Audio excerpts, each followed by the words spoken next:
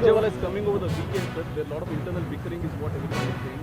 Very few Yesterday, Rajanna has very spoken few about. internal bickering. Rajanna said that No.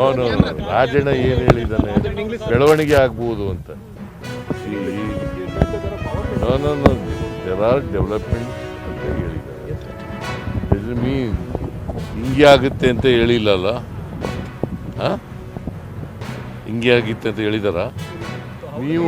ನೀವು ಊಹೆ ಮಾಡ್ಕೊಂಡು ಹಿಂಗೆ ಬರೆದ್ರೆ ಏನು ಮಾಡೋಕ್ಕೆ? How do you interpret his statements?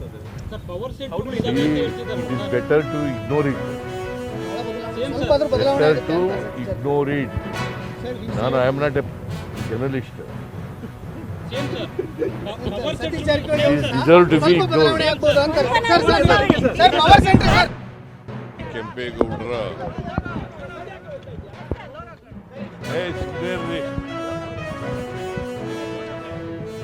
ಆಗಲಿ ಕೆಂಪೇಗೌಡರ 116ನೇ ಜಯಂತಿ